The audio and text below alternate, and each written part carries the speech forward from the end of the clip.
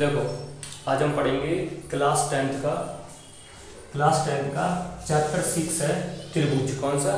त्रिभुज। देखो इस त्रिभुज में क्या है, सबसे पहले हमें समरूप आकृति और सर्वांग समाकृति जाननी होगी। ठीक है, तो सबसे पहले हम समरूप आकृति को जानते हैं। तो देखो जैसे मैंने कोई आकृति बनाई, जैसे मान के चलो मैंने बनाया ये बॉक्स बनाया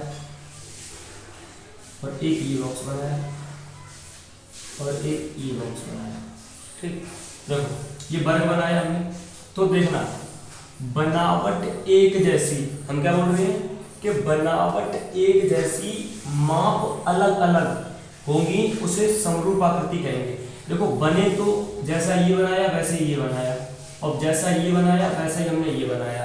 तो बनावट एक जैसी है इनकी, लेकिन इनकी माप अलग अलग है। कैसे? जैसे मैं बोलूं ये वाला बड़ा है, ये छोटा है, और ये वाला इससे भी छोटा है। तो एक चीज याद रखना, जब माप अलग अलग हो और बनावट एक जैसी हो, जैसे बना एक जैसे हो, तो वो समरूप आकृति हो जाएंगी। जैसे मैं देखो एक और त्रिभुज बना रही हूँ, ये देखो ये त्रिभुज बनाया मैंने, ठीक है, और एक छोटा सा त्रिभुज बना रहा हूँ। तो ये देखने में तो एक जैसे लग रहे हैं, बनावट इनकी सेम है। जैसे यहाँ पे बना रहा हूँ मैं, तो दिख नहीं रहा, इधर बना दे रहा हूँ।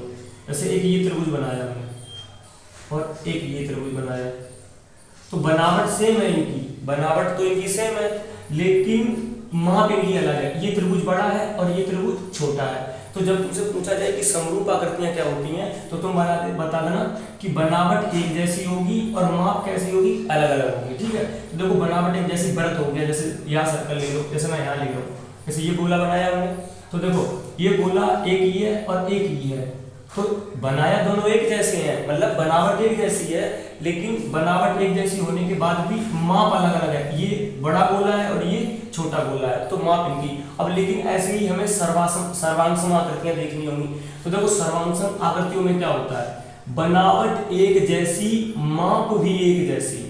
अब खूब अच्छे से याद रखना, जैसे हमने ये बनाया तो सेम ऐसा ही दूसरा होना चाहिए। समझ गए? बनावट एक जैसी, माप भी एक जैसी।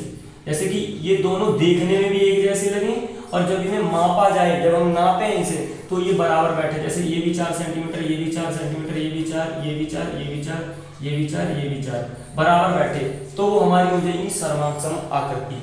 ठीक है, देखना जैसे मैं मान के चलो ये गोला बना रहा हूं और सेम ऐसा ही गोला इधर बनाना है, तो ये वाला गोला और ये वाला गोला एक जैसा दिख रहा है, मतलब बनावट भी एक जैसी है और नापोगे तो बराबर बैठेंगे। तो ध्यान रखना, ऐसी आकृतियों को हम सर्वांग सम आकृतियां कहेंगे, और जिन आकृतियों की बनावट एक जैसी है और माप अलग अलग है, उन्हें हम समरूप आकृतियां कहेंगे। तो इन दोनों में तो कोई तकलीफ होगी नहीं तुम्हें, समरूप और सर्वांग सम आकृति में। ठीक है, तो देखो अगला नेक्स्ट कराते हैं।